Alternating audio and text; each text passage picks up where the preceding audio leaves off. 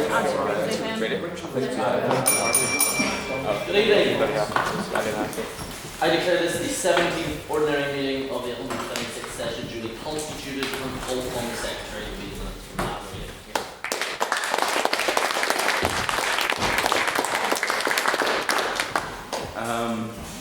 meeting. Is this a prerequisite to the progression of minutes? I think not. We leave that there. Sure. I'm not interested in lesser materials, as many will have found out. Anyway, I'll try and put it on. I might as well. My head's too big, it's too filled with knowledge. On 6th of March, the Queen's University of Belfast Literary and Scientific Society convened for the 16th ordinary meeting of the 176th session to debate the motion, "This House regrets the proliferation of AI." First up were council announcements heard from Baker Noble, Misha Jarrah, and schools convener Misha reiterated, which I'm going to do now, the awareness of the 27th of March duffering competition, which everyone is eligible to participate in. We then moved to private members' business. We first heard from Ryan Ho, HLM, who asked the House what they thought of the meeting in the Oval Office with Trump and Zelensky. We heard from Ray Thien, Ray's dad, Elliot Dickey, Tom Burns, HLM, Matthew Scrapp, Hugh Child, and then we moved to Misha Jarrah, who raised the Glastonbury Festival lineup. We heard from Henry and Sam. We then moved to President's Questions, where Sam Hazel asked the President, "Do you intend to stand by our agreement," whatever that is. The President replied, "I refuse to stand by the Good Friday Agreement." Tom Burns, HLM, said, "If you could see Sam at any concert, what would it be?" I think he replied the Flan, but I have no idea what that is. But I clearly didn't admit it properly. Anyway, Ryan Ho, HLM asked, "What do you have for breakfast today?" 4 square bars. What would your biggest difficulty be in being a piano salesman be? The President said, "Moving the piano." Jonathan Massey asked, "Given the new OCMs and the length of time it's been to receive port fines, would you consider appointing someone to monitor port fines?" The President opened up the floor and said, "Would anyone like to contest this?" Henry O'Riordan asked, "Are we means testing the fine?" which I'm sure Ryan Hoey gained a lot of excitement over. So if you earn over £65,000, Speaker, you are allowed to swear without recourse. A vote of prior opinion was then called. There were 11 votes for the proposition, 5 for the opposition, and 12 for the abstaining vote. Thus the motion falls. First in the proposition was Aoife Macaulay. Aoife acknowledged AI's importance, but highlighted its dangers, particularly in the justice and human rights realm. AI learns from human-provided data which can reinforce biases leading to wrongful arrest, disproportionately affecting minorities. With AI evolving faster than legislation, legal protections remain insufficient. Judges using AI to write further rulings risks unfairness and injustice. Ultimately, she argued that the society is sacrificing too much for the sake of convenience. First in the opposition was Tiernan Smith. Tiernan asked us to imagine we were living in 1811, which is easier for me than the rest of you. As we watched the Luddites destroy the new machines in Manchester, all in vain, he said, as the Industrial Revolution steamed ahead regardless. History is littered with fearmongers and critics today. History is littered with fearmongers, and critics today claim that AI would impact creativity. But AI is democratizing the world. AI has prompted the creation of numerous new dog industries, he said. Tiernan moved on to what he described as deepfake sexual content and material or whatever, admitting there are some flaws in this with AI. However, legislation will prevent deepfakes and nothing else can be changed about this other than the need to legislate around it. We can reject AI's proliferation and leave the vulnerable behind, or invest in education on this matter and work with it. Second on the proposition was Michael Heron, who was the maiden speaker. Michael opened by telling us he's been unable to counter a spam caller for 3 years now, perhaps calling into question how on earth he is a computer science student. "Some days I wonder if I am John Roberts," he said. "AI will have an effect on the future of young people. With the radical shortening of attention span since 2010, he then asked the House very strangely, has anyone tried to have a conversation with a 12-year-old? I put 2 question marks here. With AI-generated content, the increased amount of time spent on social media has set in motion global loneliness epidemic. Second on the opposition was Elliot Dickey, who was also a maiden speaker. Elliot pointed out that the proliferation of AI is similar to the creation of the internet. You cannot have technology without having rapid expansion of it. Elliot spoke in great detail about the sorting of algorithms, AlphaFold, and how protein folds in relation to amino acids, at which point I lost the grip on what he was talking about. Going on to explain how AlphaFold, whatever that is, helped to develop a vaccine for malaria. It seems very good here, and helped to learn more about cancer and other conditions. AI does have significant cases where it is not good, but for the majority of this can be combated with legislation. AI has brought significant technological advances. Third on the proposition was Katie Ryan, who's also made the speaker, who told us about detailed the story of how she used to work at a coffee shop where there's a man present who used to film her and other workers. Katie linked this with the plague of revenge porn that has been present across the south of Ireland, with so many women not even aware that they are being videoed or photographed and used in these instances. 3 years after the Irish scandal in 2020, another emerged in South Korea, she said, with channels used to share deepfake pornography of women and girls. The use of AI in pornography is rapid, and the oversaturation of sexual content is targeted at children, implying that we are raising a generation where women are a mere commodity for children. She said there's a direct link between violence against women and girls and the consumption of this material. Neither countries nor companies, hello George, can keep pace with the rapid proliferation of AI.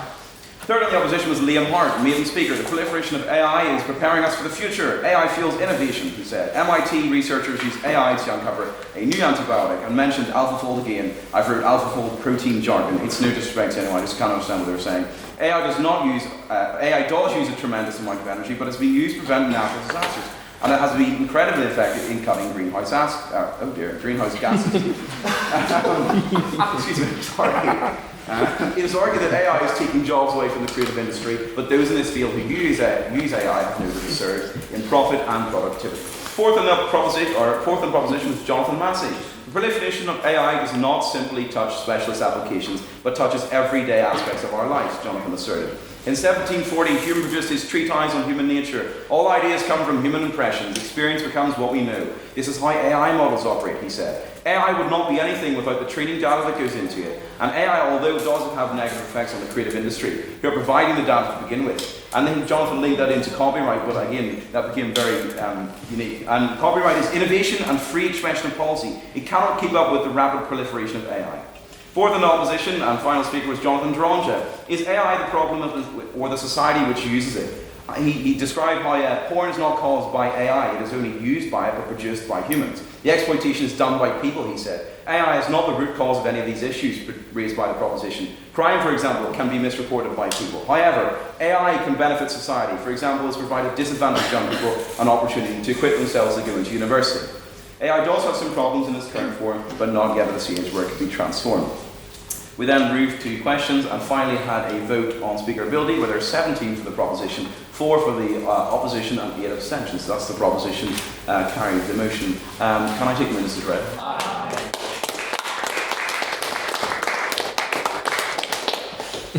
Let's get a picture of the students.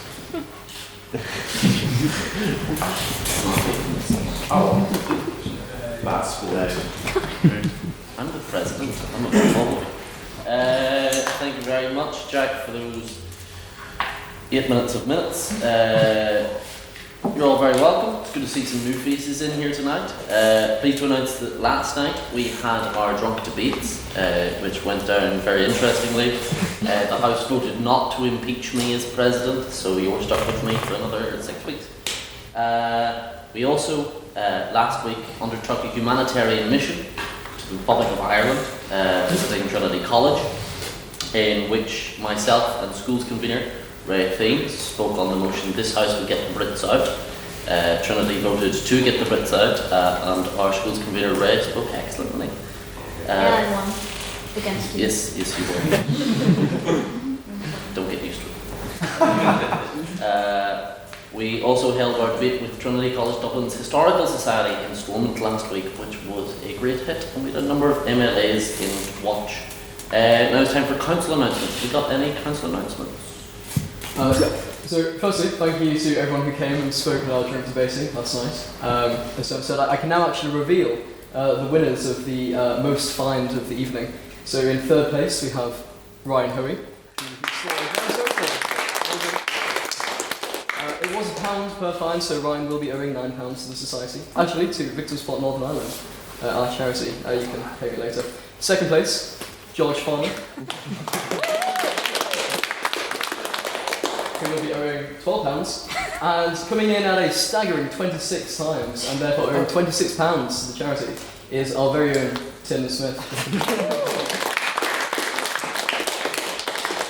Secondly, we have our conversazione, our annual formal, on Monday. We still have places available, so get in contact with Ryan Hoey, who's now paying £8, or myself, if you'd like to come along. It starts at £9. It starts at 7 PM on Monday, so if you'd like to come along, talk to Ryan or me. And thirdly, we have our weekly social tonight after the debate in Lavery's. So follow us down after the debate and we'll have a good social. Be here. Appreciate it. Hi, as Jack mentioned earlier, we have our annual duffering competition for Best Speaker at the House coming up next Thursday. We've had a number of people sign up already, which has been fantastic. The pre-round is going to be held next Wednesday evening, but I'd love it if any more of you who are interested could sign up. It's really good fun. It's change of style debating, so similar to what we usually have, except the motion is announced a few minutes in advance and you have 2 minutes. So you get a 15-minute prep time and the excitement of not knowing what on earth you're going to talk about. But it's very good fun and I recommend it to anyone. Also, I have just as internal convener this week hit 48 maiden speakers for this year, so that's September. So that's 48 students who have made their first ever kind of public speaking debut at our society. And I'm looking around and I'm seeing a fair amount of new faces. So if any two of you want to be number 49 and 50, I will buy you many, many drinks. Thank you very much.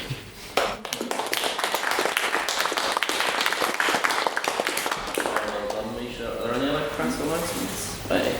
Yes, was it last Monday we had our first round of the annual schools competition, and I'm proud to announce that St. Columns, 2 teams from Methody and 1 team from Portadown will be going to the grand final at Stormont on April 11th. Just want to put that in a minute.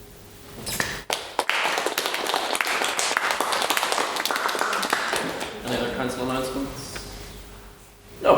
Now it's time for private members' business. So this is your opportunity to bring up anything to the House that you've perhaps seen in the news this week, anything that is interesting, or anything you want the House's opinion on. So do we have any pieces of private members' business? State your name for minutes, please. This week is Majesty, King Charles III, and Coyle and Camilla. This is Belfast. For 3 day trip to Northern Ireland, and yesterday for the glory of the Union, they got free drink from the airport, and today, as a victory for the nationalist movement, they brought them in the valley. So what do you think of the royal families? Is it a state visit? If it's sort of No, it's a surprise. It's a surprise visit from the royal families to Northern Ireland. Should they be here more, or do they seem to put up enough show public support for their proud and glorious nation? Monarchy generally? Thoughts? Anybody on His Majesty the King visiting Belfast and Northern Ireland? State your name for the minutes. Huge job for the minutes. As someone not native to here, I think that it's quite important that the King does visit a lot of the local landmarks, such as the Holy Land Spa, the soon-to-be opened little pub, and of course the Big Fish. Anyone else? I actually think that he had actually met with Michelle O'Neill, and I think it's really important that figures like King Charles do meet with even nationalist representatives here, because it does help with the peace process and reconciliation, and it helps build good cross-community relations, being able to see leaders from both sides come together and actually work together. Yeah, it wasn't what you expected. Congratulations to Jack Murray for selling out 100 years of Irish Republic. Ryan Hoey. I, for one, welcome Jack Murray's conversion to unionism, and I'm sure he'll be keeping that up on Monday in the Ulster Reform Club, when we'll get a nice picture of him with the portrait of the King in the room. I'll be on Easter early at that time. Anyone else on His Majesty visiting Belfast? No. Any other piece of private member business?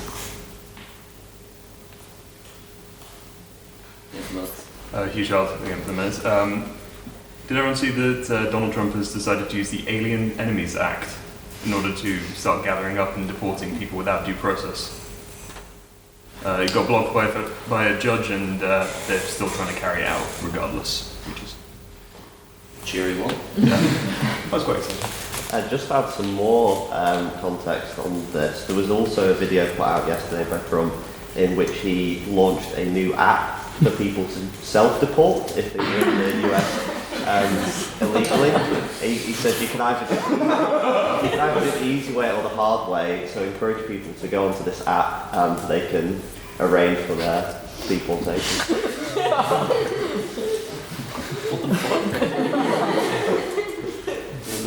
Matthew Scrap. If we think about the app, it could potentially make sense with the saying, if you want something done right, do it yourself. Jonathan Massey for the minutes.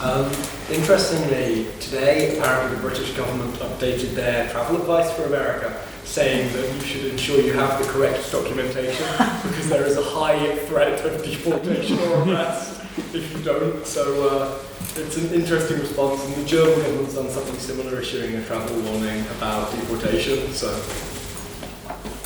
And overall, something that it's all well. So running new weird bring this in for international students makes sure you go pay the fees. So I'm not saying for the prayer reasons, that's going to get to the immigration and calm down in this prayer.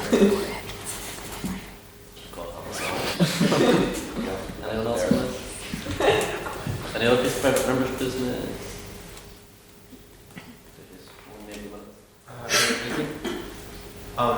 What does the House think of the changes Starmer's made to PIP benefits?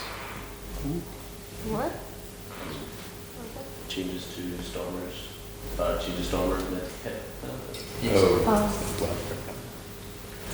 I think that they were whether we agree with the exact changes, I think that it was probably necessary to make some reforms to the system, because since the pandemic, basically they stopped doing reassessments of people, and there was some loosening of the eligibility criteria and all the rest of it, and there's been a huge spike in people claiming. So it's gone from about 2 million people being on disability benefits just before the pandemic to forecast to get up to about 4.4 million by the end of the decade. So there was probably it was probably necessary to have a look at it, but it'll be interesting to see how much backlash this gets, especially after all of the other things that have been controversial, like the winter fuel payments, etc. Anyone else on this? Back to the usual business of, it's really just typical of how the British government treats its own people with contempt, and it's like personally, I don't really care too much about what goes on in England, but it does concern me whenever things like that could start affecting people here in Ireland. So I think there's a couple of the changes that are pretty uncontroversial, like replacing vouchers with cash. It's a good idea. Not reassessing lifelong conditions. If you've lost your legs, you don't need to review every so long to see if they're growing back. But I think that the controversial ones, or the really controversial one, is claimants now need 4 points in one of the PIP categories. And in some of the categories that can kind of make sense, like needing prompting to budget. But in some of them, I think it's pretty clear that even 2 points is extremely, means you have a real challenge with daily living. Like requiring an enteral feeding tube to eat only merits 2 points in, I think it's the, I can't remember what the name is for it, but eating category or something like that. And I think that's not nearly on the same level as some of the other things that are worthy of 2 points. So I think the 4 points change is a bit obtuse and could use some review. Anyone else? And go to our Labour member, Jonathan Massey. For the record, I voted Lib Dem in the last election.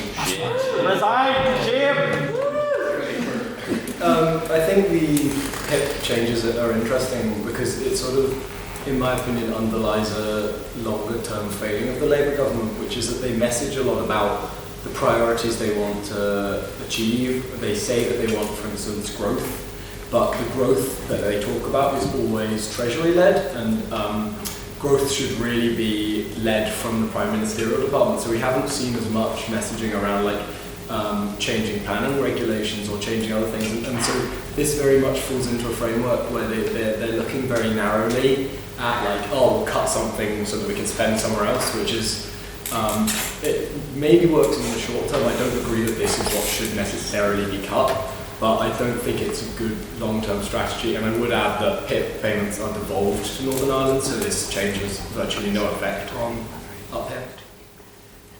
Any other advanced pieces of private members' business? Ebram. Canada over the weekend last Friday got a new Prime Minister. His name is Mark Carney, and old Prime Minister Prime Minister.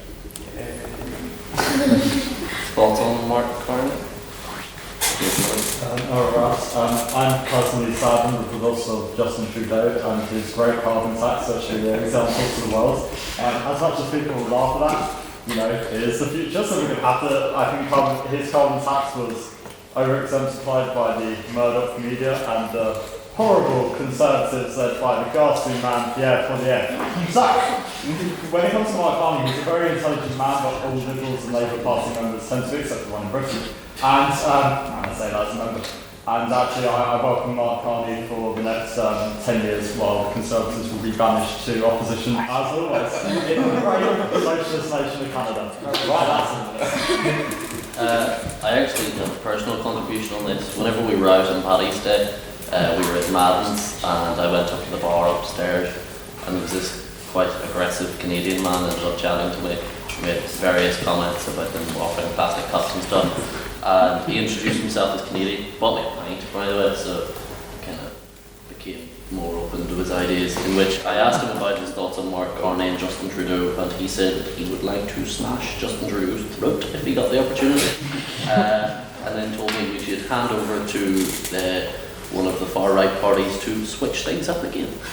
So if you'd like to know what drunkards in Belfast think about Mark Carney, that is generally an opinion I've picked up. Henry, I think it's really interesting that he's never held public office, because it's like a level of, what's the word, technocracy that we've never had before, where it's someone whose CV and experience within systems has aided their assimilation, and that's not really a thing in politics. So you have a complete removal of like personality politics, you have a complete removal of this track record of, you know, pandering to electorates and stuff, and moving to celebrity and away from competency. And I think it's an interesting switch. With that said, I think it's going to be a very important experiment for the rest of, for every other parliamentary democracy, especially ones that function like Canada does, to see if that more balance can be stricken away from maybe electoral merit and towards competency-based and experience-based candidates. Last contribution on this? Absolutely. I just want to say I'm just really thankful to Trump for reviving the Liberal Party, and I think he's done a great job in getting their votes back up. Okay, that is the end of private members' business. Now it's time for President's questions. It's your opportunity to ask me anything you'd like that doesn't concern my politics or my sex life. So if anyone has any President's questions, fire away. Matthew Spratt, can you give us an insight into the name change of David Hamill? Or say, what is it, David? David Hamilton. David Hamilton. And will that be a permanent addition? For context, for anyone who didn't see, whenever we were doing the graphics for the debate, this has to get printed out. We thought that because Ray, our local American, was speaking on proposition, we thought we would Irish up her name a bit. And then we thought, well, you can't have a wee Fenian like Megan down south, so we used the name I use whenever I work in a bar that is full of Protestants, and named me David Hamilton, which I have used while working Northern Ireland matches before. I shall not be continuing on as David Hamilton until probably next week, whenever I go down hungover to the bakery on Sandy Road, at which point I will be David Hamilton again. President questions? Right. Do you want me to continue being called Ray or Fee? If you like. No, I don't like it. Okay, why are you Can I ask, is David Hamilton, the terms of personality, any different from David Hamilton? Is this kind of a weird kind of like alter ego kind of dying night situation? Well, David Hamilton is a member of the Orange Order. Weirdly, actually, I do keep my toaster in the cupboard. That's because we fuck off out of he enjoys 15s, squares. drinking. I enjoy drinking. And Presbyterianism. We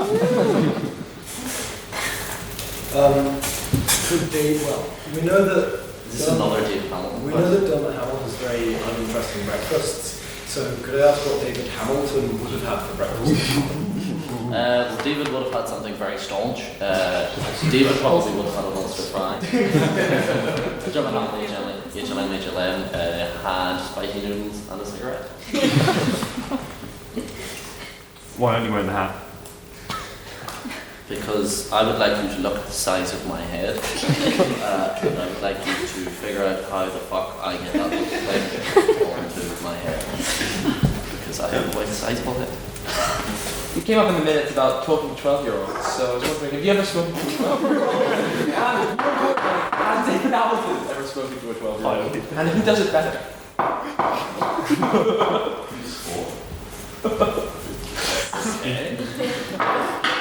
Sorry, Mr. President. I mean, I have a brother and he's 14, and I spoke to him 2 years ago. So I can't say that Dermot Hamilton has. I can't speak for David Hamilton. I don't imagine David Hamilton spends much time near 12-year-olds, except, of course, while walking past them at church. You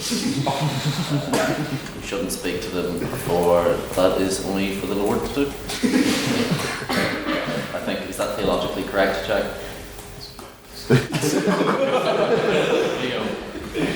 What's save us all? Any other president's questions?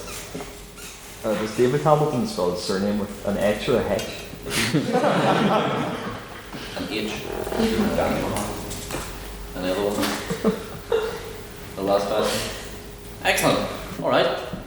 Now it is time to actually get on to the debate. So it is time for our vote on prior opinions. This is what you think of the debate before, the motion before it gets to these 6 lovely debaters.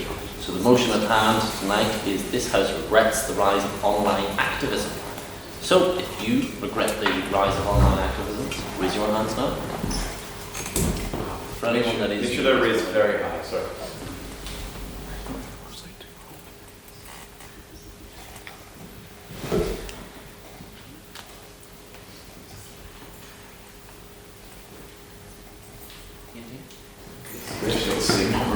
Those against?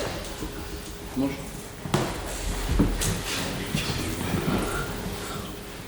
Four? Oh, I didn't see it. 1, 2, 3. Who's the 4?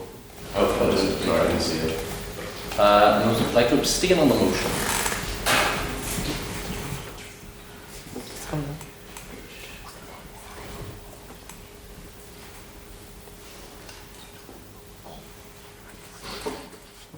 Did you get 15?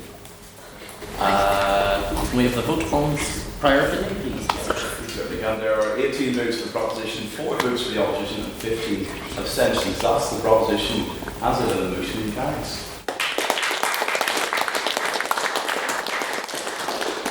A quick run through of our rules. Speeches are 7 minutes long. The first and last minute is protected time, so that is the period in which you cannot offer any points of information. To offer a point of information, you can do so in the middle 5 minutes. Raise your hand, say on that point of information on this. That is your opportunity then, if they accept, to offer a 10 to 15 second intervention or question to try and disrupt their argument. Please do not engage in barracking, which is offering whenever someone's turning them down and immediately just taking one, hit them with another one. Give at least 30 seconds between POIs being offered or being answered. No swearing. Any speaker that swears owes the House a bottle of port to be presented at the next meeting. For anyone that does not drink or touch alcohol, you are welcome to bring a large bottle of Ribena to be presented at the next meeting. Any other rules? I think that is it. And now to open the case for the proposition is George Farnon.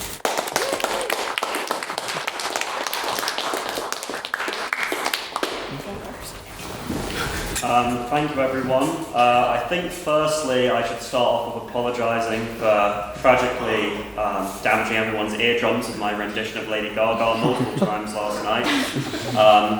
And additionally, I apologise for my tardiness on arriving here. But actually, good things come to those who wait, so we'll get on to my speech here, of which I haven't had much time to prepare, but hey-ho. So, the first thing I'd like to set out is, I don't believe this is a zero-sum debate. I believe the opposition may try and paint this out as we're trying to make out online activism is completely awful, completely bad. It's not. There are some benefits, but on the balance of probabilities, which is something I learned from one of the law classes I went to, there are some benefits, but I think on the whole it's been pretty harmful for our political ecosystem. So actually I think something that would be quite good to start off with is the fact why I was late. It was due to a lack of parking in the local area. Maybe if there was some more focus on local issues by some of these online activists, maybe there could be better parking.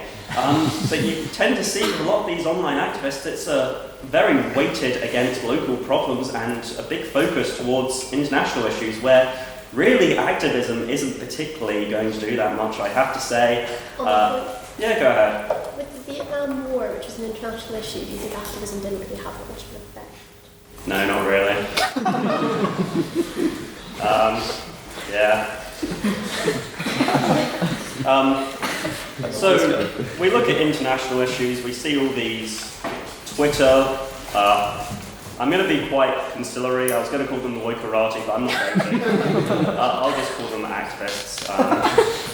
I might use up words, but I'll probably owe the house a few bottles of port if I do, but that's okay. On a serious point is, there seems to be a strong focus on international issues where there's really a lack of efficiency. I think really activism should really be from bottom up. It should be less online and more in person. There's some very good activists I know doing some very good work around Dunmurray. Making sure the potholes are filled and maybe some other holes as well. I won't mention them. Going on to the international element as well, I think where one of the problems is we see a lot of bleeding of international politics, I see, especially online, there seems to be a lot of Americanisms brought into our own political sphere, which I regret massively. Sorry to our American friends here. I think one of the points best to illustrate this was the recent... Yeah, go ahead. It's very simple. Do you oppose activism, full stop? No, I am myself an activist. some description. People may use other words, but I guess maybe I am an activist. No, I don't oppose activism generally. I just feel that online activism tends to be reductive and doesn't really get much done. Anyway, going back to my points, if we look at the recent very disgraceful comments by J.D. Vance, I tended to see on Twitter, which I guess is a bit weighted, especially my Twitter page, the stuff I see, hideously right wing, even for me. His recent disgusting comments about Britain and our troops, it was horrible really, and I saw British conservatives defending him. It really disgusted me. It was really horrific. I don't really understand why. We see a lot of this in online debate where we take things from other countries. There's a lot of, media hysteria, and it's brought into our own politics when it isn't particularly relevant. And I guess maybe this is one thing you see online, maybe it's just bias but the fact is, I think any British Conservative, well at least I would, and put this on the record, but I would much rather stand with Sir Keir Starmer any day than J.D. Vance or Trump, and I will, because, we need to stand with Britain, okay, but anyway. I think it increases polarisation as well. This is quite a serious point.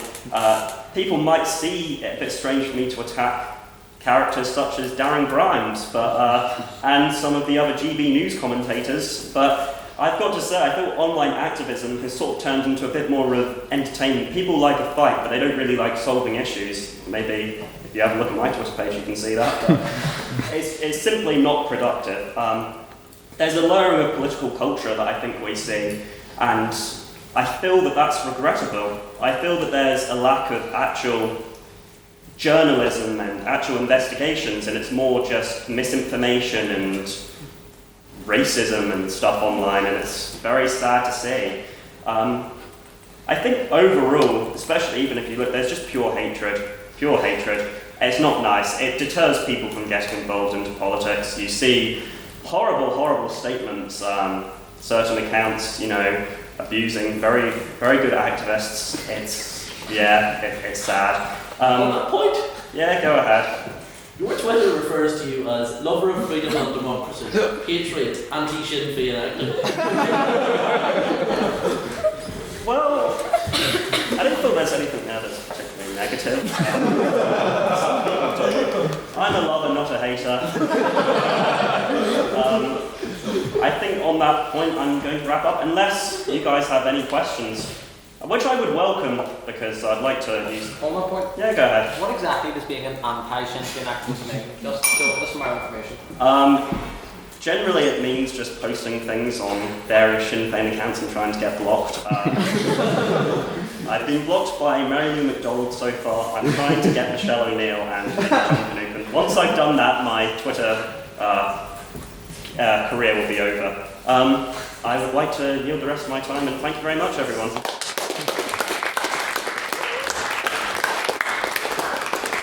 Thank you very much, George, for that fine speech. To the opposition is elected.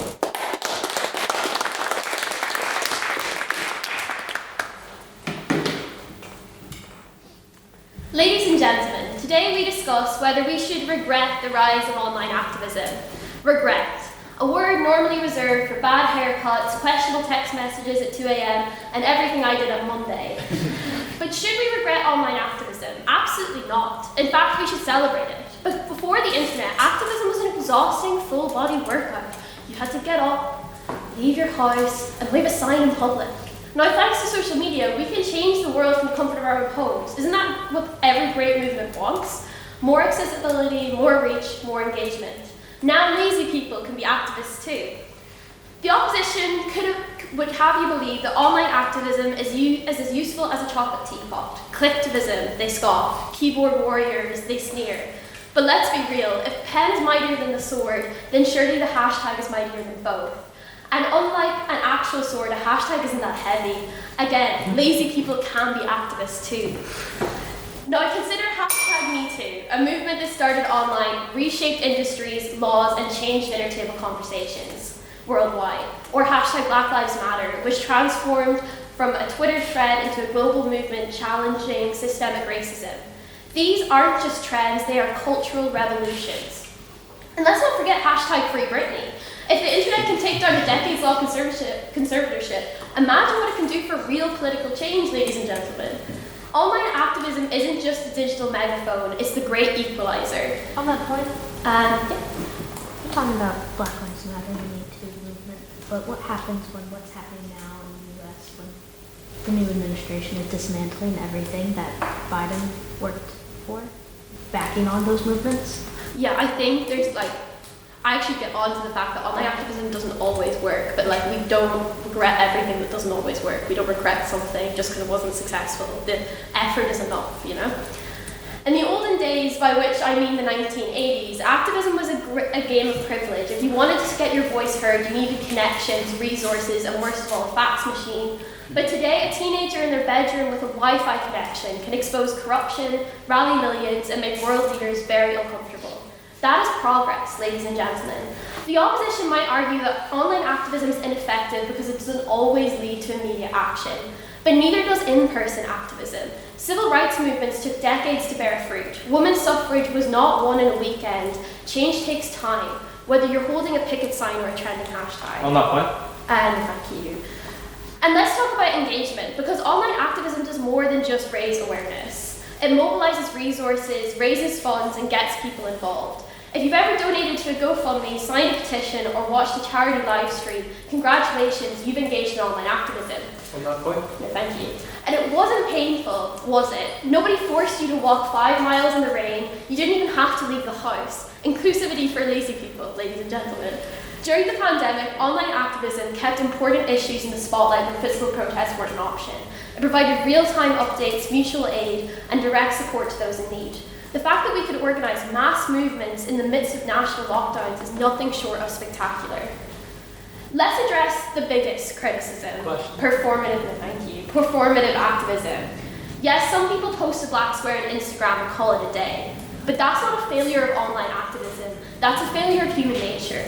The existence of bad drivers doesn't mean cars are useless. The occasional empty gesture doesn't invalidate millions of people using online activism for good. In fact, online activism often pressures institutions to take real action. Governments respond to viral petitions. Corporations change policies after public backlash.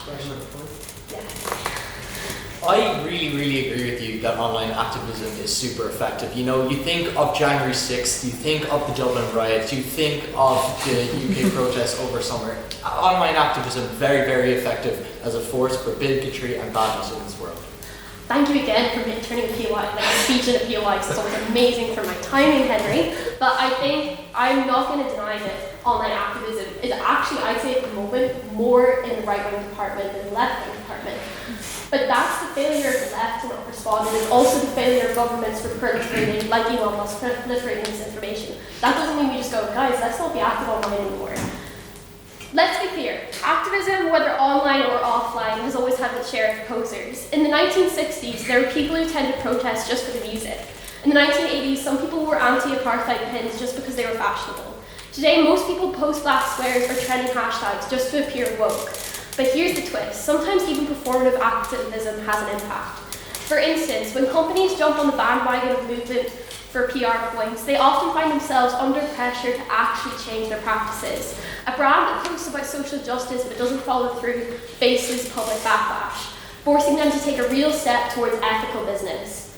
Even an insincere act of online activism can create a ripple effect, whether through awareness, discussion, or eventual policy change. And let's not underestimate the power of social pressure. People who start by engaging in performative activism might actually learn, evolve, and become genuinely invested in the cause. On that point. No, thank you. After all, activism is often a journey, not an overnight transformation. If posting a tweet leads to someone to read, research, and take action, does it matter if their initial motivation was for social approval? So, should we dismiss online activism just because some people do it for the aesthetics? Absolutely not. That would be like dismissing all athletes like myself just because some people buy a gym membership and never go, unlike myself. The existence of half-hearted attempts doesn't discredit the real, tangible impact of the movement itself. The greatest movements today do not choose between online and offline activism. Online activism and real-world activism are not enemies, they are partners in crime. The Arab Spring was fueled by social media but took place on the streets. Climate activists organised digitally before marching physically. The two forms of activism complement each other. So why regret something that enhances real-world efforts? That's like regretting the invention of an email because you missed sending carrier pigeons. In conclusion, to regret online activism is to regret progress itself. To regret online activism is to regret every moment the internet has been used for good. It is to regret the voices amplified, the injustices exposed, and the communities built. So should we regret online activism? Only if we regret the digital era itself, free speech, and the ability to cancel subscription with a single click. Thank you, ladies and gentlemen.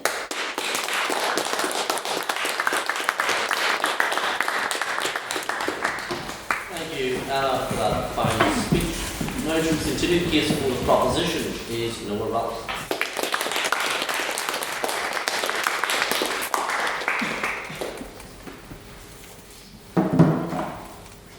So, I want to start this speech by actually telling you what activism is, because I actually do consider myself an activist, unlike George, who potentially won. Sorry, George. And actually, I was on a protest march 4 weeks ago. There was hundreds, there was thousands of us, walking down the street, singing the same songs, fighting the same fight.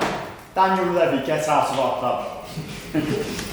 I don't care about Levy. He don't care about me. All I care about is Kuda Best.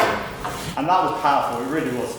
And this is what activism should look like. It shouldn't be that people that sit in their rooms that, frankly, don't care about the outcomes as much as people that actually go, should have such a monopoly over the activism that we see in society. So I've got a few points I just wanted to go through. The first one is actually the digital divide. So, people with greater economic, social and cultural capital from the University of Sussex have more sway on online activism. So companies and organisations like Cambridge Analytica that promote anti-immigration statistics and regularly lie have more access to social media. So straight away, we have a large demographic divide on who can actually use online activism. And this is said to increase polarisation, more right-wing activism going around. You know, when you see right-wing activists, they tend to be more on the right, and they have more of an advantage. And they have weaponised social media. I mean, we see it all the time. There's no two sides to the debate. They don't give the other reason. It's just their misinformation, particularly in the right. Again, Cambridge Analytica is best. Yes? Would you not argue that the left wing has equally weaponised social media? If we look at mass riots and protests as well happening. Who are you talking to? Come on, you better. Come on. And there is also something that I found really interesting in your speech. I'm so sorry. You said corporate backlash if they don't fulfil on their promises. And, you know, you can be the side of corporate social responsibility. You know, portray that argument. It doesn't happen. You know, people talk a big fight that, oh, I'm going to boycott this, I'm going to boycott that. Over time, it just doesn't happen. Like, we see it every time. I'd like to think it does. No. I'd like to think it does. I really would. It just doesn't. Like, you see these companies, I think those are great. I'm just going to give them a go for it. When we had in 2022, 2021, there was a lot of disrupt over the Uyghurs treatment in China. This is a major issue. There were actually people who were activism. A lot of it was online, and people were saying to boycott companies like Disney because of the film live action Mulan, what was being filmed in the Uyghur province at the time. Yet to date, Disney is still making films. Disney Plus is still one of the biggest streaming services, and they still have a lot of prominence in the world. They are still the cultural imperialist power they have ever been. So I don't buy this argument of corporate social responsibility works and online activism we can boycott. It just doesn't think it works. Yeah, go on. Well, you're saying about corporate responsibility and how the activism doesn't work for that, but you were just telling us how you were outside the grounds of Tottenham Hotspur's multi-billion-dollar football club protesting. Football clubs are a business, and that's what Daniel Levy They are. Football clubs are a business, and that's what Daniel Levy's got to know. You've got to spot the money there. No, perfect. You should have been there. You should have been with the banners, the chants, and everything. Anyway. And also, as much as we like to think that online activism, particularly when it comes to big social movements, works, a great example of this was after the murder of George Floyd, what was one of the most heinous crimes that was ever seen, what was promoted through online activism. We saw a lot of hashtags like Blackout Tuesday, Black Lives Matter. But as Anthony James Williams points out, it intentionally and unintentionally hid critical information about what happened and people's different experiences in America, actually hindering the march and the progress and information. And that was really unfortunate, and that was online activism. There's also passive interactivity, what I did not know about, from Mark Andreevich, who says, with every post, we are giving our data to corporates like Meta and Facebook and X obviously not being the most reputable organisation as it is run by Elon Musk. And things like, there was an experiment in 2014 where Facebook posts were directly linked to your algorithm. So online activism, we all know this, is leading to increased polarisation, increased division in society. And this is a direct link. And we can all see it. We see it everyday lives. These aren't just statistics. This is a different field of activism. In the old days, we've got a lot, you said people that are lazy can now be activists. Well, they could have signed petitions, they could have wrote letters, some of them did, like the charters, but most of them were out there fighting for what they thought was right. You had the Battle of O'Grove Hill, you had the Chartists, you had Peterloo, Battle of Lewisham, the Battle of George Square. All of these fighting for what they want. All of them, I knew you were going to swallow that. All of them fighting for just their livelihoods. They weren't sitting in a room. They weren't using Twitter. They weren't going like that. No, they weren't. They were actually out there and they were doing what they thought was right for their livelihoods. And another point was young people mobilised online activism for the climate change movement to bring about key information like Constituent Rebellion. But the problem with that is a 2023 Pew Research study showed that only 14% actually use social media to mobilise to go to protests.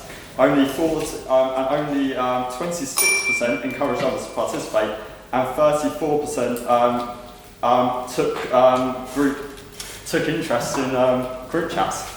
So they didn't use it as much as people think. They didn't, and that's one of the key points here. And yeah, I just wanted to finish the speech by saying not all activism works. Daniel Levy is still chairman at Tottenham. But if we're out there and we're really showing our passion, we're not polarising society as much as we think. We are showing what we believe in, our convictions, and we will get to a better society, not through online activism, but through proper activism. Thank you, and focus.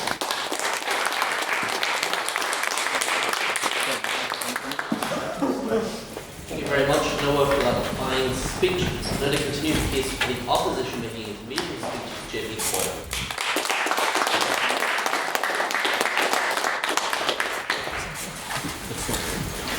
Hello everyone. I'd first like to say that I'm very excited to be speaking today, and I'm excited to attend future debates here at Belfast. Today I stand in firm opposition to the motion that if this House forgets the rise of online activism. Instead of regret, we should recognise and embrace online activism for what it truly is, a powerful tool and vital tool for social change. The first point that I would like to make is that online activism mobilises global movements. One of the most powerful aspects of online activism is its ability to connect people across the globe, creating massive, unified movements that wouldn't be possible through traditional methods alone.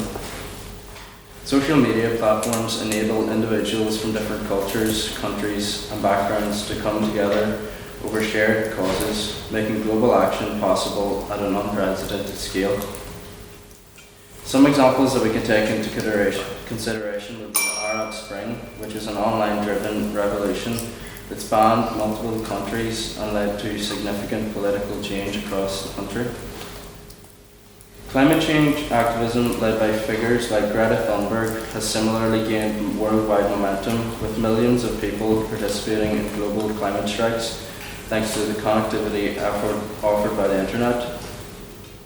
In both cases, online activism was the driving force behind mobilising people from various parts of the world to take action. Without online platforms, the global resource and collective power of these movements would have not been achievable. Another point that I would like to come to is that real change can start online. Some argue that online activism is just clicktivism or slacktivism, suggesting that liking a post or sharing a hashtag is meaningless, but the evidence suggests otherwise. The ALS Ice Bucket Challenge raised over $115 million for medical research. The Fridays for Future climate movement turned an online discussion into global protests attended by millions. The Free Britney movement started as an online campaign and ended with Britney Spears finally gaining her freedom from years of abusive conservatorship from her father. These are not empty gestures, these are worldwide results driven by online activism. Another point that I would like to make is that we can hold the powerful accountable. The rise of online activism has also forced governments, corporations and influential figures to be held accountable like never before. Before social media, a scandal could be hidden, a corrupt leader could silence critics, a corporation could ignore unethical practices, but now with millions watching, it's much harder to sweep these things under the rug. Take the Rana Plaza factory collapse in Bangladesh, for example, where over 1,100 workers died. Online outrage pressured major brands to change their supply chains, or consider how environmental activists use social media to expose corporate pollution and demand stronger climate policies. Without online activism, how many of these injustices would go unnoticed? Another point that I would like to make is that it's a tool for the oppressed. In many countries, free speech is restricted, and traditional protests are dangerous or even illegal. For these people, online activism is not just useful, it's essential. During the Arab Spring, activists in Egypt and Tunisia used social media to organise protests and share information when governments tried to suppress them. In Iran, the world learned about women-led protests against oppressive laws because of online activism. These movements would have struggled, if not failed, without the power of the internet to spread awareness and mobilise people. Another point that I would like to make is that online and offline activism can work together. To regret the rise of online activism is to misunderstand activism itself. Online and offline activism are not enemies, they work together. Protests still happen, legislation is still passed, donations are still made, but now they're strengthened by online campaigns that educate, inform, and mobilise people more effectively than ever. Some people... no, thank you.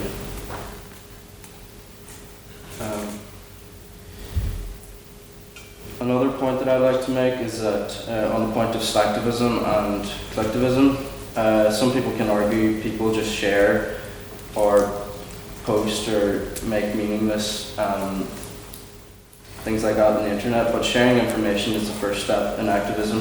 Many movements like Me Too started online but led to protests, donations, policy changes and legal reforms.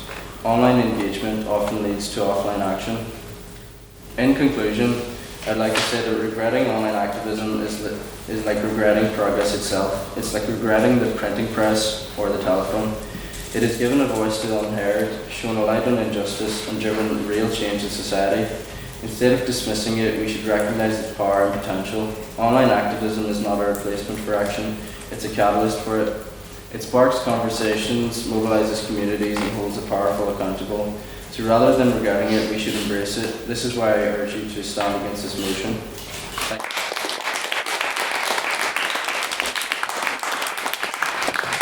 Thank you, JP, for that excellent maiden speech. Now, also making this maiden speech close the case for the proposition is Ebram. Good afternoon, everyone.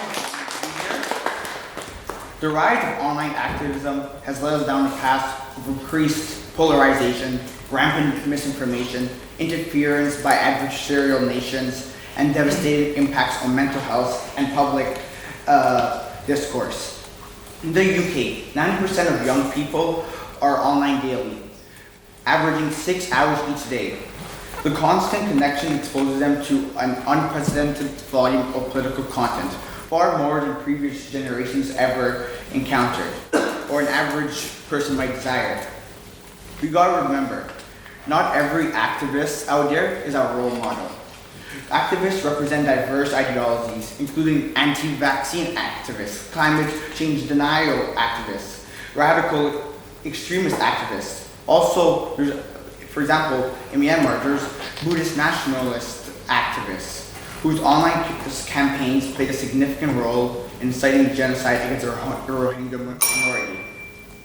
This shows that thanks to the internet, online activists with dishonorable intentions have more power to leverage their influence and are no longer restricted by physical geography like in the past. Furthermore, the sheer ease of becoming an online activist has significantly eroded the quality and depth of public discourse. Anyone with an internet connection, regardless of expertise, can express their views, leading to widespread misinformation. Activists across the political spectrum have fallen into the trap, even when their intentions are well-meaning. Consider when influential figures like Leonardo DiCaprio and French President Macron posted misleading images implying to depict the Amazon rainforest fire, a major ecological disaster that occurred in 2019. The problem was, many of those photos were not actually, in fact, Amazon rainforest. This caused a scandal. This caused reputational harm to the environmental movement and offered critics an effortless way to discredit genuine environmental concerns just because of some lazy online activism. Moreover, online activism encourages strong social reactions by prioritizing social media metrics like likes and shares over dialogue and tangible outcomes. Your content's promoted to be provocative and alarmist. That's how you get traction in online activism. As a result, nuanced debates are replaced by controversy and rage-baiting content, elevating the loudest voices, but not necessarily the most accurate oppressing causes. Worse, Still, social media users prefer seeing content that matches their own worldviews, therefore causing the algorithm to feed them more of the content trapping the user within their ideological echo chambers. Activists become trapped in an endless loop of preaching to the choir, reinforcing biases rather than seeking common ground with others. Alarmingly, adversarial nations like Russia exploit these digital divides by funding both far right and far left online activists and running online accounts explicitly designed to inflame political polarization within Western democracies. On that point, Sure. so you're talking about Russia using social media to encourage extremism. That's something Russia's always done, and I don't think we should take an example. They use activists. I don't think you go back and forth. I didn't ask my question. You want to cut you off? You can continue, fine. We can. Okay, running online accounts explicitly designed to inflame polarization within Western democracies. Polarization is especially evident among young men and women in many Western democracies like the United States. Over the past decade, there has been a record-breaking increase in the number of young women identifying as left-leaning. This has been significant change, rapidly changing the ideological landscape among young individuals, while young men in the same geographic regions have become more right-leaning. So men and women are diverging in their views because they're exposed to different types of political material online.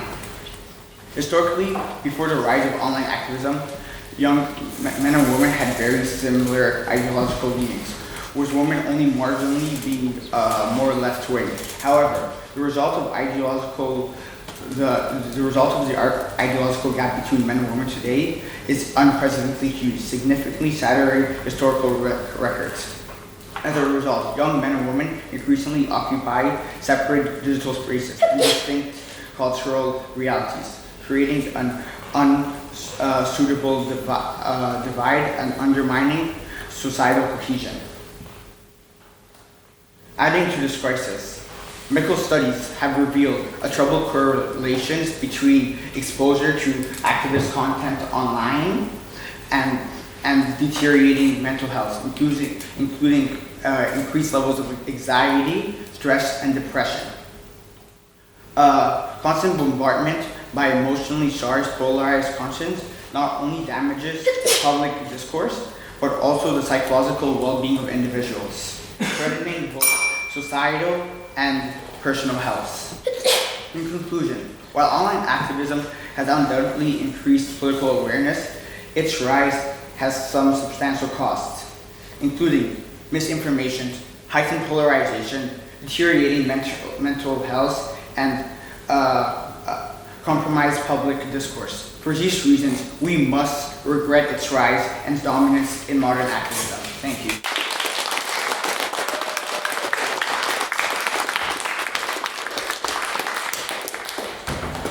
For that excellent maiden speech. Now, to close out the debate is Jack Murray.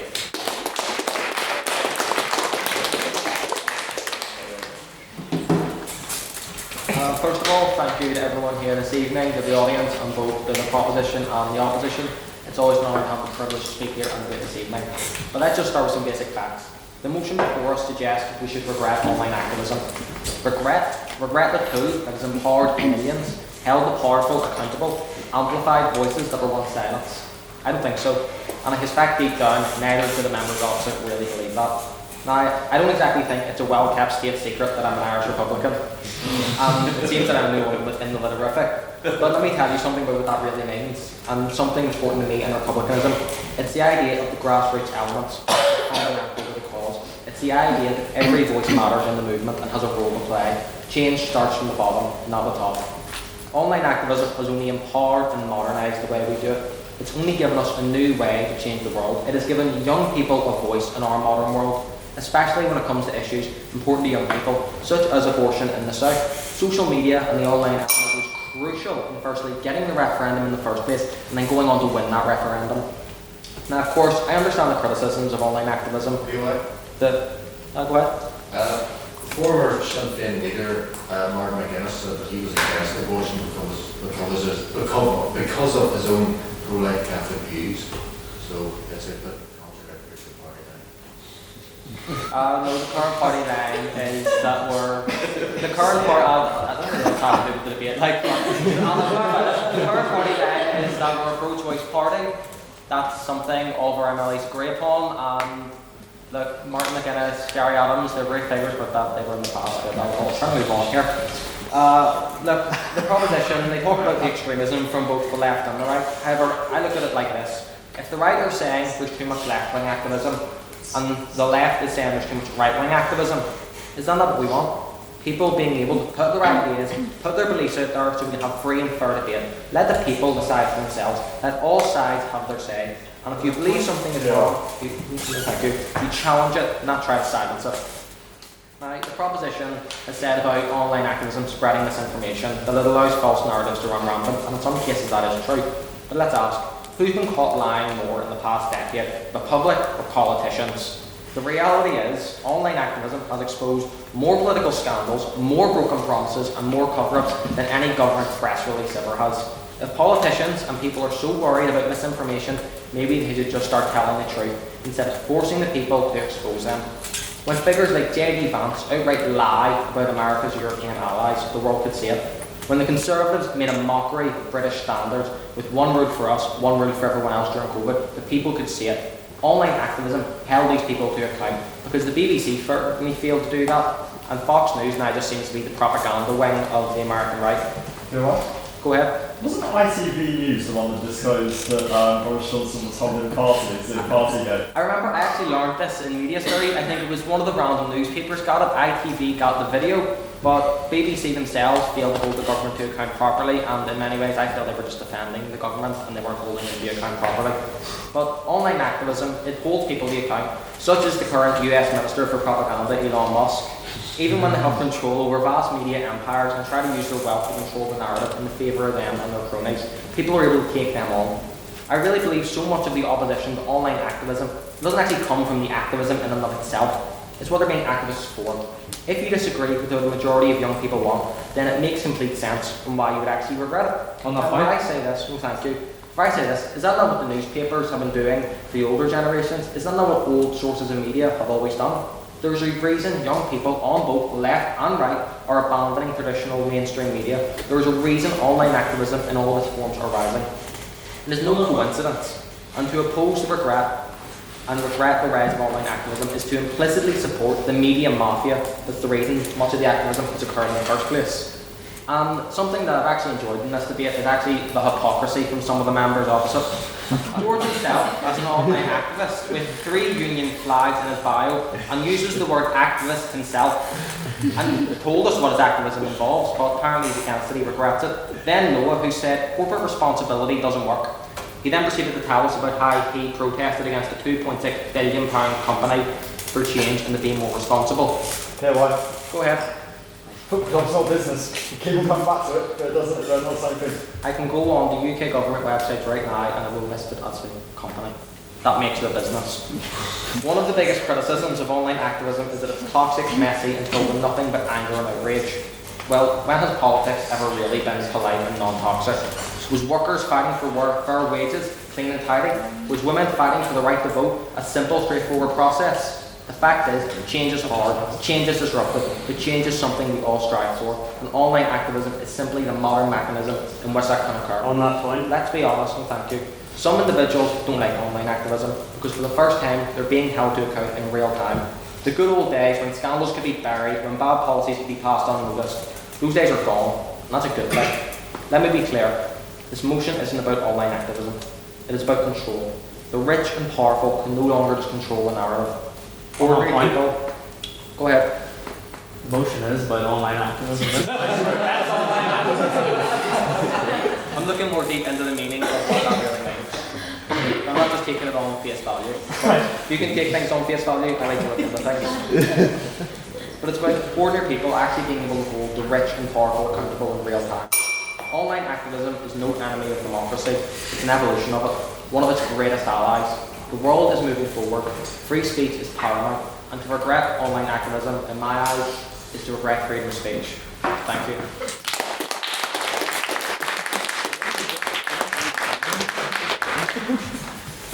Thank you, Jerry Kelly, and for that excellent speech. Now is time for questions. This is your opportunity to interrogate the arguments of these 6 lovely people. So, have we got a question for the proposition?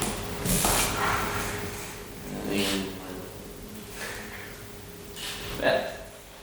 So I've brought up a lot, especially for the second speaker, that online activism had increased, had been worth with 14, 16, whatever percentage is worth it. Do you never think that just because the fact that some people are getting into activism makes it a good thing overall, they wouldn't have, participated without being online? I think. So activism, as I said, it does increase polarisation, and even though the numbers are small, that's we're talking about actually going on to actual.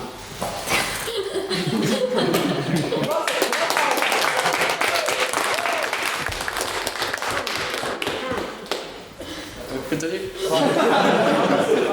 The numbers that I was referring to is the number of people that use online activism to do more traditional protests, okay? And that's not being used. What online activism is being used for is increased polarisation, increased discrimination, and increased misinformation.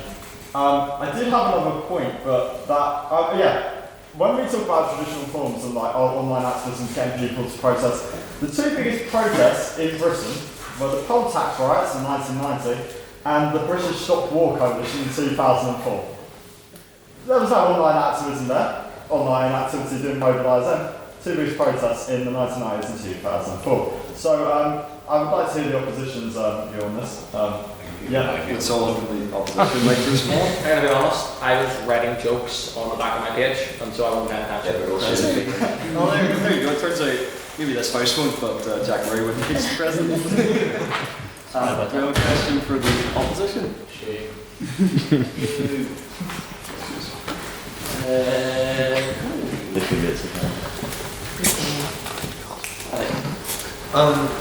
You've all, but particularly the last speaker, talks about free and fair debate taking place online. However, we've seen that a lot of online platforms typically prioritise extreme right-wing viewpoints because they command engagement from all sides of the political spectrum. Do you think this kind of advantage to one particular viewpoint still allows free and fair debate?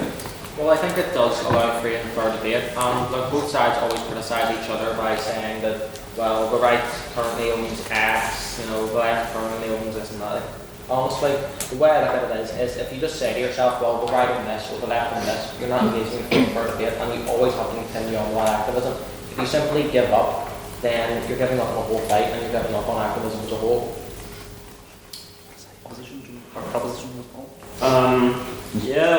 I'm going to say, well, congratulations to you guys. I see you've got the Sinn Féin press office training.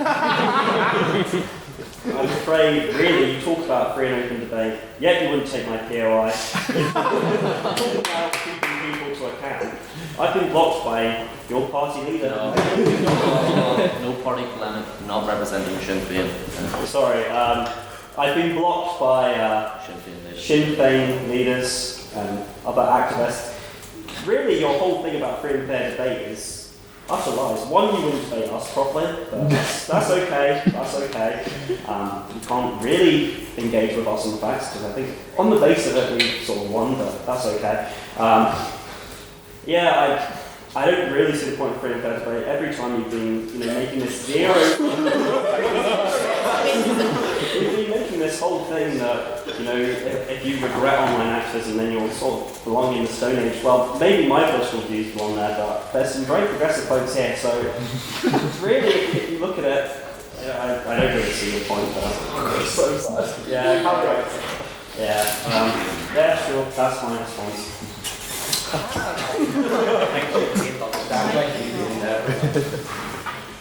You fuck up about Sinn Féin for 2 minutes. George started that. You swoop. Again? Jordan's our experience. Now time for an abstaining question. So an abstaining question is a question put fairly to both sides. So if you have a question that is fair to both sides, raise your hand now. Tom Brown. I'd like to know both sides think the purpose or the actual definition of activism is, as in whether it is to have the most amount of people or the most kind of engagement with or understanding of your cause, or if it's actually to change minds or change policy or to make a difference. Because those, depending on what your understanding is, or if it's like a secret third kind of, but whatever your understanding of it is, has a very massive bearing on this debate in terms of success or failure, and therefore we're getting or not the rise of online activism. So what's the purpose of it actually? What is online activism supposed to achieve? It's activism's a weird blend of both. So obviously people that are activists want to have hearts and minds changed. You know, the people that fought on the Battle of All the poll tax rise is the best example of this. They wanted the policy to be dropped, it was dropped. So they do want to impact the system, they do want to change hearts and minds. On the flip side, there is also just, we want to be heard. No, look, I know that me walking down Tottenham High Road is not going to get rid of Daniel Levy. And I think and if I'm being completely honest, I think the people that were at the Battle of All Group knew that globalisation wasn't going to close the mine pits down from who I've talked to. There is an aspect of, we want our voices heard, this is our livelihood, this is something we strongly believe on, and we want to be on the streets and we want to show people how much it means to us. So it is a bit of both, or it's a bit of a wishy-washy answer, but to be honest, that's what activism is. It's what you think at the time, on the place, and who you are. I think I'm probably going to give equally wishy-washy answer, but one thing I would like to say is in regards to the definition of activism, there was a lot of conversation about Elon Musk in particular, and I just think him being the owner of a company, CEO, now a member of the executive in the US, proliferating information on his own website, that's not active. I genuinely don't think it is, and I know other people spread it, but it isn't. I just wanted to say that. And then also, in regards to whether it's changing minds or just being heard, I think it, like, I honestly, not to agree with the other side, but I do think it is a bit of both, and that's why we shouldn't regret it. Because, like, Just Stop Oil, that's actual activism, that's real life activism, but most people see it online. And whether it's being complained about in the Daily Mail or people are preaching about how it's amazing, it's being heard and it's being discussed, and I bet if you asked them what their goal was, that was their goal. And it wouldn't be discussed whether it wasn't online. And I think to regret it just because it's not always successful or just because you don't always agree with it is very extreme. So, yeah. Thank you very much. Now it's time for our vote on speaker. So this is your way to show us which side you believe spoke better. This is not necessarily who you agree with, which side articulated their arguments a bit. So if you would like to vote for the proposition, raise your hands now.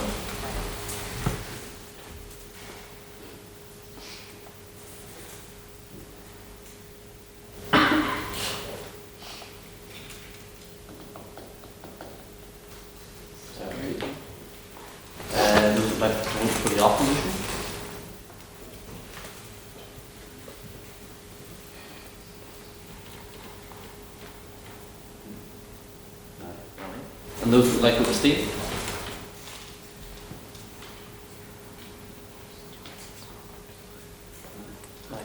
Can we have the vote on speakerability, please, Mr. Secretary? You can indeed. There were 17 votes for the proposition, 9 for the opposition, and 9 abstentions. Thus, the proposition carried vote on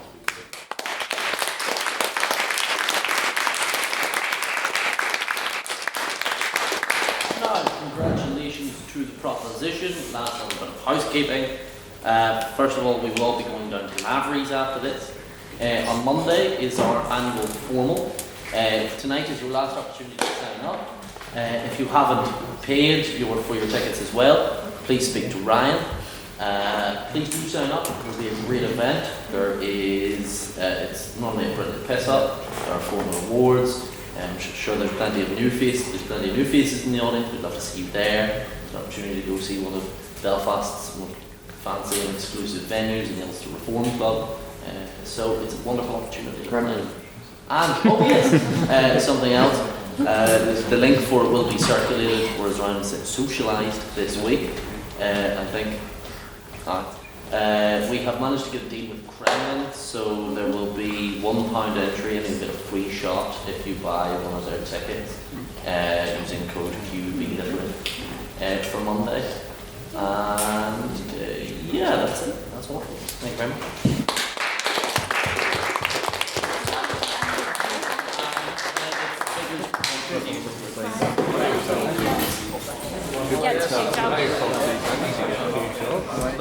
And it's only £2.